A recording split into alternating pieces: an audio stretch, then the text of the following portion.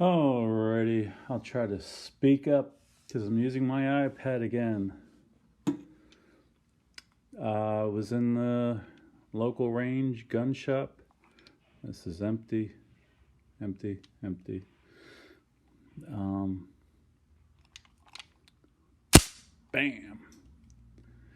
And well, let's just show the decocking feature. And it goes to that like quarter cock position, but if you pull the trigger, it goes all the way down. But if you pull the trigger back a little bit, it goes back to the and you can cock it. This is a Smith&Wesson 5926, and don't know if we can see that on here. Yeah, there it is. Where's the, I don't know where the lens is on this iPad. Right there, 5926. And shaky cam once again because I'm balancing an iPad. I was at the local range shooting my revolvers as usual.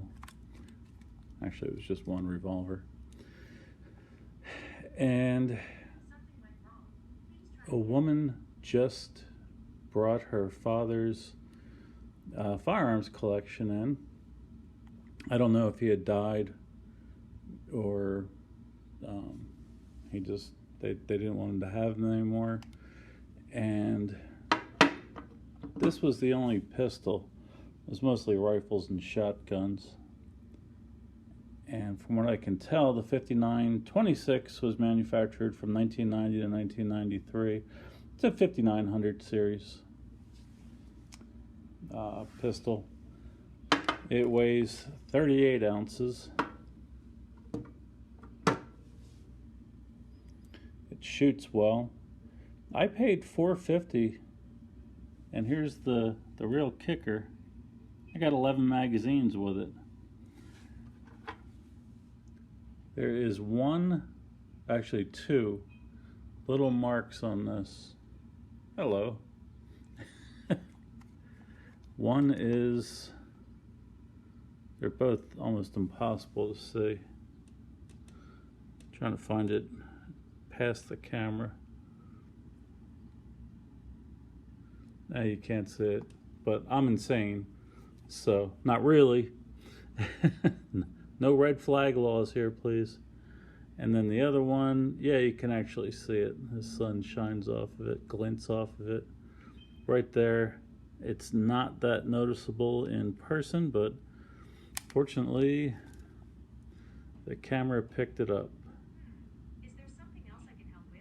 My phone is in my pocket talking to me. It's that stupid Siri feature. That's not nice. And then she just said, "That's not nice." I guess because I said stupid. Novak type of sights. No. Nothing spectacular. It's 38 ounces. The 5900 series, 6900 series, they're all cool. I've come across them before, but they're usually pretty beat up. And this is actually the first one I came across with an all steel frame that was worth buying. So how's it compare to the Glock 19? Well, let's find out.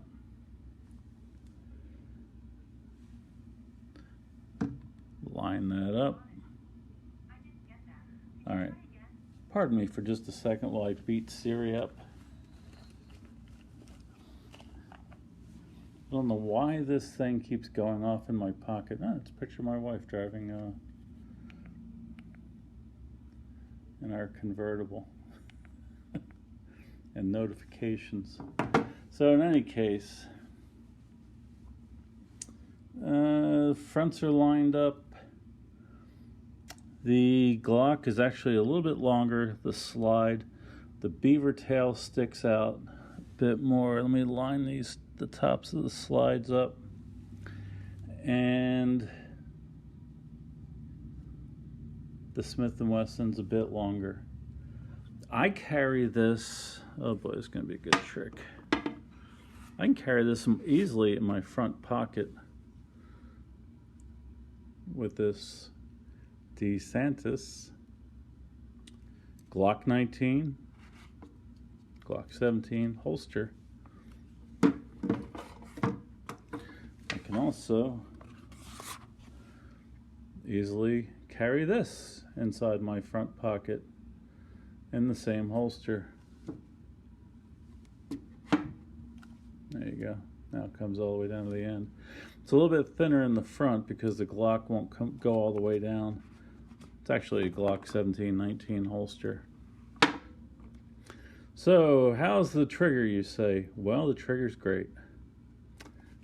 It's very much like a SIG. I have to have a magazine here, yes. And we showed it's empty and there's no ammunition on the table. That Glock is loaded, but here nor there. That's my fingers. It's very much like a SIG in double action. It's smooth and it averages out to 10 pounds. There's my cool trick. And then this is the single action, and you really can't even feel it, but rats.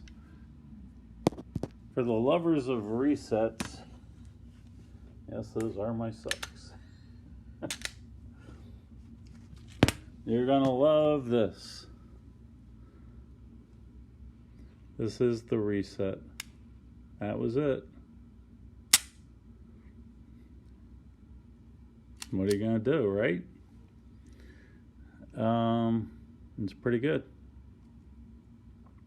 Not real complicated inside. Certainly more complicated than a Glock. A lot more springs. The decocker is certainly going to add more complexity. But you really don't hear about these things falling apart.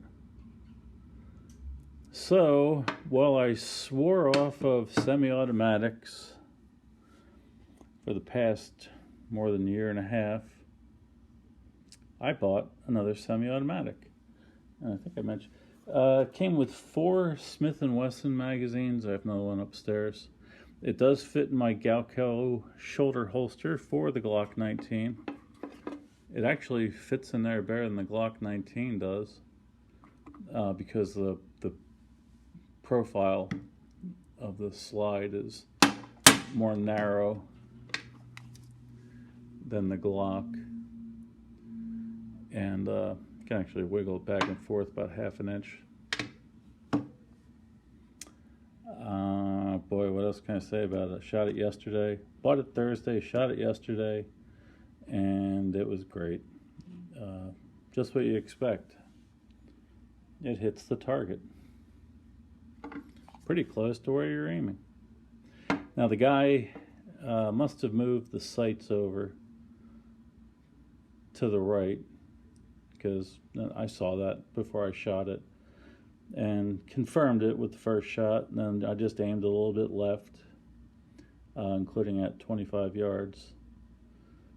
Yeah, I'm not real excited about these sights. They show up great against a dark background, but you can see them here, but not when I'm holding it out further. I don't know about replacement sights for it. What's this? Well, they also came with a slide-mounted safety decocker, and that's where that would have gone. I guess they just made slides and used it for whichever pistol they were making at the time. And the frames might be the same way too. I don't know. I haven't taken this apart. Super clean inside, from what I can tell. No reason to take it apart just yet. You get the grip off by punching that pin out, kind of like a 1911. This whole thing comes off. Main spring strut is inside, and the main spring, the hammer main spring is inside here as well. Not too curious about pulling it apart just yet. I'd have to get it awfully dirty. Is it comfortable? Yes. Does it weighs 38 ounces. I think the Glock weighs like 24, 25 ounces, 23 ounces empty. I don't know. I'm not really concerned about weight. It doesn't mitigate recoil as much as I thought it would. The weight of the pistol, but it's not as snappy as a Glock. I'm just much more comfortable shooting a revolver, the grip on a revolver, and I don't have small hands. I mean, it's one of those things.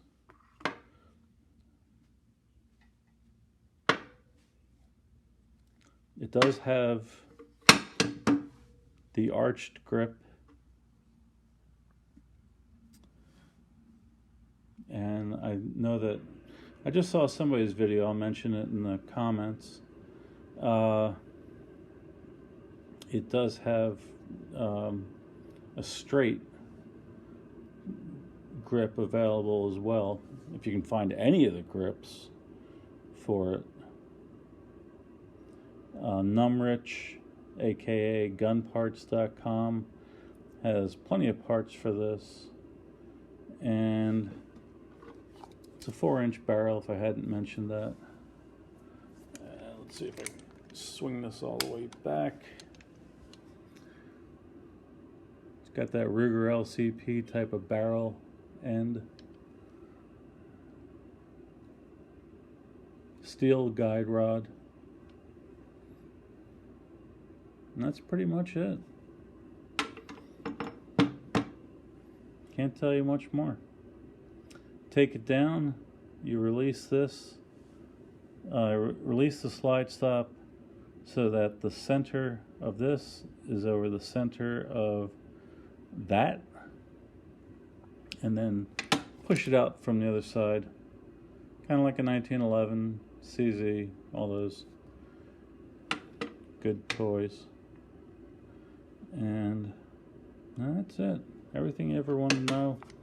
The mag release button is really small, but it works really well. And just, oops. And it's got a, bam, solid steel, so I can do that. Magazine disconnect. I had a Ruger LCP that had one of those, not LCP, LC9, like 7 years ago. I took it out, but that's when I used to be tactical, and that one more round left in the chamber that I can fire off at somebody doesn't really mean anything to me. I don't know if that's ever saved anybody's life. You hear that it does, but that's it. Later.